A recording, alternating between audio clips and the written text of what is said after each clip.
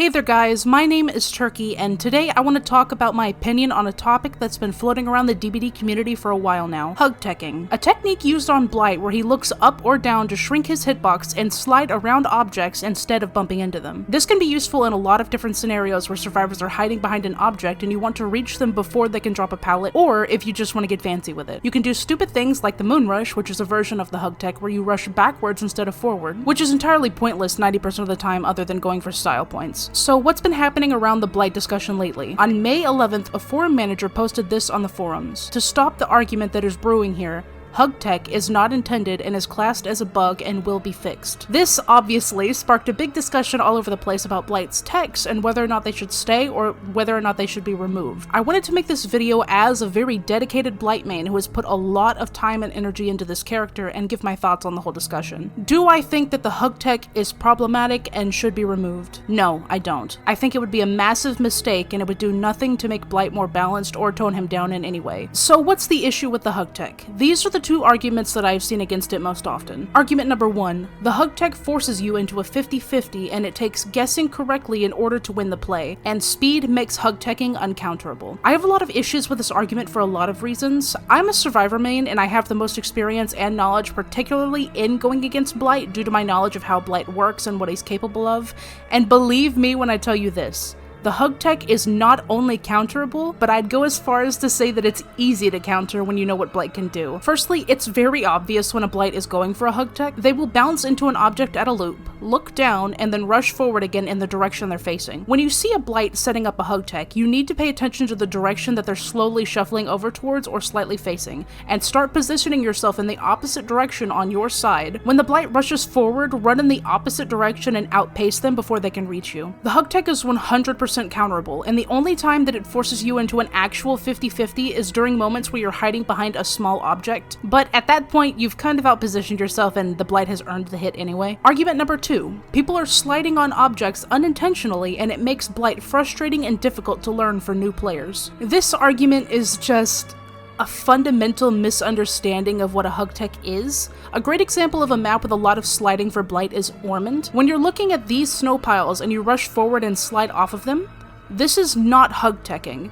Hug-teching is almost always done intentionally, and you have to be physically touching an object to do it. This isn't hug-teching, this is map collision being ass for Blight. Getting rid of Blight's hug-tech will not stop things like this from happening. Not only is the hug-tech counterable and intentional gameplay that takes not only a lot of knowledge of collision on every single map, but an in-depth understanding of how Blight's collision works from a technical perspective, it's also a really risky and inefficient way to play Blight. Blight is undoubtedly one of the strongest killers in the game, but a lot of people seem to have the impression that the reason that is because of the techs that Blight can do, and that couldn't be further from the truth. Blight going for interesting hits like MOONRUSH's flicks and hug techs is not an efficient way to play Blight. The efficient way to play Blight is and has always been going purely for bump logic. For those of you that don't know what bump logic is just when a Blight utilizes his rushes to position himself to go for a hit on a survivor. It's basically just techless Blight gameplay, aka playing him just as he was intended. Here are some examples of Blight using bump logic versus the hug tech to catch a survivor at a tile. And in the background of this video, I'm actually showing gameplay of me playing Blight using nothing but bump logic intentionally. I played several games using my normal build and add-ons for Blight and avoided using techs of any kind.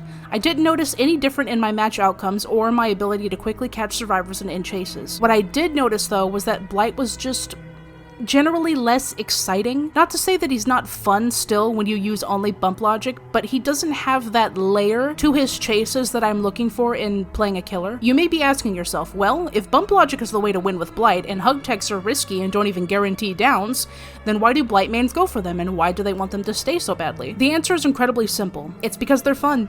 That's it. Hug techs do not make Blight stronger in any meaningful sense for most tiles. They are counterable and interactive for both sides and are just fucking fun. Removing the hug tech would not be a nerf for Blight, but it would be a nerf to how fun he is to play. Blight is a very mechanically demanding and rewarding killer to learn and play. Learning collision and hug techs and all the cool little tricks that he's capable of are part of the experience of mastering Blight. And once you do this killer genuinely feels incredible to learn and play in every scenario. He is so incredibly rewarding and fast-paced, and knowing everything that he is capable of in-game gives you that edge over the survivors. And it's a feeling that no other killer in DBD even comes close to when playing him my opinion. Yes, it might be frustrating for newer players who are trying to pick up Blight for the first time, but that's just going to kind of come with the package of having a character with the highest skill ceiling in the game that is very mechanically demanding. I genuinely don't think that there's any way to make Blight easier to learn for new players and keep him as interesting and exciting as he is right now for people who have already mastered him. What would happen if Blight's hug tech got removed? I think Lilith Omen, one of the most notable Blight mains, put it perfectly.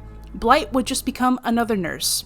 Every Blight would be going for efficiency. They would always be going to win, and it would take that layer of interactivity and mind gaming away from a killer's base kit, which is, in my opinion, the most fun and balanced killer in Dead by Daylight. I've played as and against Blights who use only bump logic, and I've played as and against Blights who go for cool flicks and hits with his techs, and while I understand I might be biased, and I do have a lot of experience in this game, but I can say definitively that the second option is much more enjoyable for both sides in every scenario, especially when you're playing as a survivor who knows what Blight is trying to do, and vice versa. To summarize, removing the hug tech would be a mistake. It would not remove what makes Blight strong, and it would not fix any of the prominent issues that he has, which has always been his add-ons. I think the hug tech should stay because it adds so many interactive and interesting layers to learning and mastering Blight that, taken away, would ultimately be a net negative to Blight's experience in DBD for both sides as a whole. If the issue is sliding on objects unintentionally, that's an issue with map collision itself, and if people think that his hug tech is uncounterable, I don't want to just say get good, but that's kind of what it is. Learn what Blight is capable of and react quickly, or just leave the tile and break line of sight. You have a lot of options. Removing the hug tech would be a mistake, and I genuinely hope that if Behavior haven't already made up their minds on this issue, that they consider keeping the hug tech in as an intended mechanic. It would be a massive mistake to strip what makes Blight interesting and exciting away from him, and turning him into a killer that's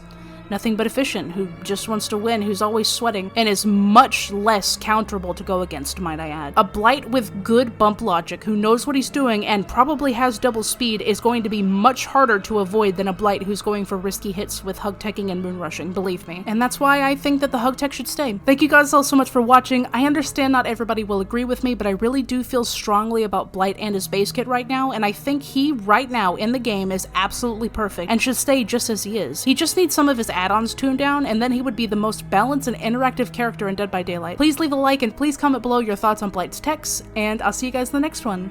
Peace.